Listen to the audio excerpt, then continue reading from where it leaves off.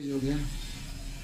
दर्शकों, हम इस भाग में श्रीमद् भागवत कथा प्रथम दिवस 8वां भाग आपको सुनाने जा रहे हैं। 8वें भाग में धुंधकारी की कथा ही है जो पिछले भाग में अधूरी रह गई थी, तो इस पार्ट्स का नाम दिया है धुंधकारी कथा पार्ट 2। श्रीमद् भागवत कथा प्रथम दिवस 8वां भाग धुंधकारी पार्ट 2। ध्यान पूर्वक सुने जो पिछले भाग में रह गई थी। गुरुर्ब्रह्मा गुरुर्विष्णु गुरुर्देवो महेश्वर गुरुर साक्षात परम ब्रह्म तस्मै श्री गुरुवे नमः। तो पतिदेव को विश्वास दिलाती रही महाराज। कौन? धुंधली, आत्मदेव की पत्नी। मुझे बहुत फायदा हो रहा है। पंडित जी जो आत्मदेव जी थे बड़े भोले वाले थे, बड़े प्रसन्न हो रहे हैं। कालांतर में छोटी बहन की बेटा हुआ, उसने रात में आकर धुंधली को सौंप दिया। धुंधली ने वह बच्चा गोद में लेकर अपने पतिदेव को दिया। देखो महाराज, मुझे बेटा हुआ है। भोले वाले संत जो पंडित जी थे बड़े खुशी के मारे नाचने लगे। त्रिमासे निर्गते चात साधेनु स्वस्वेरुकम सर्वांग सुंदरम दिव्यम निर्मलम कनक प्रभम। उसके ठीक 3 महीने बाद जिस गाय को फल दिया था उस गाय के भी बेटा पैदा हो गया। परम सुंदर कनक कांति उस बालक की थी। गांव वालों को पता चला तो देखने वालों की भीड़ लग गई। पंडित जी बधाई हो, भगवान देते हैं तो छप्पड़ फाड़ कर दे देते हैं। कहाँ तो एक बेटा नहीं था और अब कहाँ 2 बेटा हो गए। अब तो देखो गाय ने भी बेटा दे दिया, 2 बेटा हो गए। विधाता का कौतुक देखो, एक गाय ने मानव पुत्र को जन्म दिया। हमारे पंडित जी का भाग्योदय हो गया। लोगों ने खूब बधाइयां दी, बड़ा भारी उत्सव मना। पंडित जी ने नामकरण संस्कार किए। गाय के पुत्र कान के गाय के जो पुत्र के कान गाय के जैसे हैं, इसलिए इनका नाम क्या रखा? गौकर्ण। अपने बेटे का बढ़िया सा नाम सोच ही रहे थे कि धुंधली खड़ी हो गई। वाह महाराज, 9 महीने कष्ट मैंने भोगे तो नाम भी मैं ही रखूंगी। अच्छा बताओ क्या नाम रखना है? तो धुंधली बोली, मेरा नाम धुंधली है तो मेरे बेटे का नाम धुंधकारी होना चाहिए। ठीक है देवी, जैसी आपकी इच्छा। धीरे धीरे दोनों बालक बड़े हुए तो ख्याति तो दोनों ने ही प्राप्त की। एक विख्यात हुआ तो दूसरा कुख्यात हुआ। गौकर्ण पंडितो ज्ञानी धुंधकारी महाकल।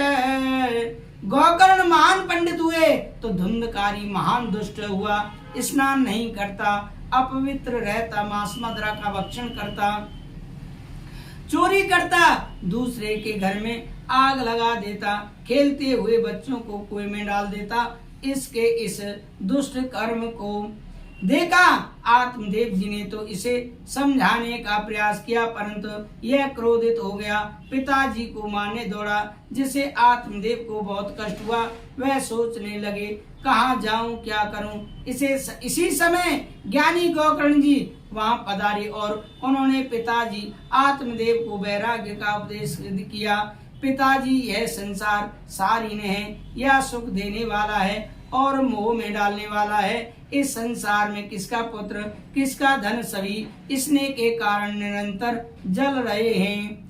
नाचेन्द्रस्य सुखम किंचन सुखम चक्रवर्तय सुखमस्ति विरक्तस्य मुनिरेकांत जीवनः।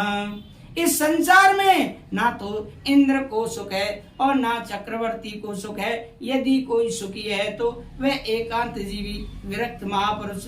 दीन कहे धनवान सुखी, धनवान कहे सुख राजा को भारी, राजा कहे महाराजा दुखी, महाराजा सुखी, महाराजा कहे सुख इंद्र को भारी। इंद्र कहे चतुरानन सुखी और चतुरानन कहे सुख शिव को भारी। तुलसी जान विचार कहे हर भजन बिना सब भी जीव हो दुखारी। और संत कहते हैं कोई तन दुखी कोई मन दुखी कोई धन बन रहत उदास। थोड़े थोड़े सब दुखी सुखी राम के दास। पिताजी संतान रूपी अज्ञानता का त्याग कर दीजिए और सब कुछ छोड़कर वन में चले जाइए। पिता आत्मदेव ने कहा बेटा वन में जाकर मुझे किस प्रकार का साधन भजन करना चाहिए बताने की कृपा करें। एक उदाहरण के तौर पर बंधुओं माताओं बालकों को बचपन में ही अच्छे संस्कार देने चाहिए। बच्चा बचपन में 100 रुपये लगाकर मैच खेलता है। माँ कहती है बच्चा ही अभी, किंतु एक दिन वह बड़ा होकर आईपीएल में जैसा पैसा लगाने लगता है, सब कुछ बर्बाद कर देता है। पिता को बड़ा कष्ट होता है। इसीलिए हम बचपन में जैसे संस्कार बच्चों को देंगे बड़े होकर वही करेंगे। एक दूसरा उदाहरण भी है। एक मैया ने अपने बच्चे को पढ़ाने के लिए बाहर भेजा। माँ विचार कर रही थी कि मेरा बेटा डॉक्टर बनेगा, किंतु एक दिन व्यक्ति ने आकर बताया कि आपका बेटा तो मुझे नियम से मंत्रालय में शराब के ठेके पर मिलता है, शराब की दुकान पर खड़ा मिलता है, साथ में 2-4 लड़के भी खड़े रहते हैं, सिगरेट पकड़े। यह सुनकर माता को बहुत कष्ट हुआ और यह विचार करने लगी कि कल मेरी बहन के बेटे की शादी है, इसने वहां जाकर यदि ऐसा ही किया तो हमारी कितनी बदनामी होगी। इसलिए उसने अपने बेटे को समझा कर कहा देखो बेटा कल वहां चलकर चुपचाप रहना, कुछ भी ऐसा न करना जिससे हमारी बदनामी हो।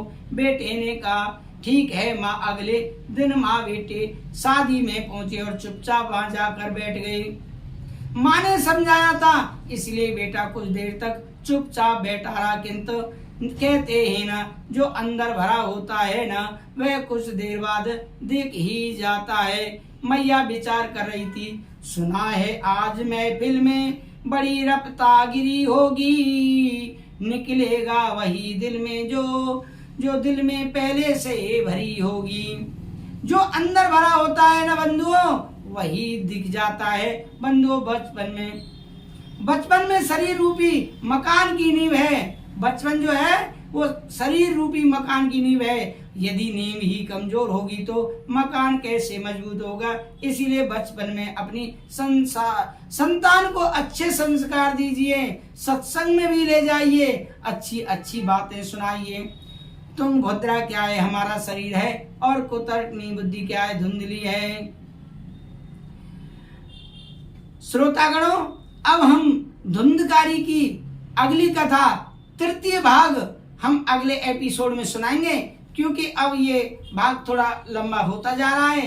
गोकर्ण, इसको गोकर्ण गीता भी बोलते हैं। गोकर्ण ने पिताजी को क्या ज्ञान दिया और पिता आत्मदेव ने जंगल में भगवान को कैसे प्राप्त किया, इसकी वीडियो हम अगले एपिसोड में बनाएंगे। इसी के साथ मैं विदा लेता हूँ। धन्यवाद।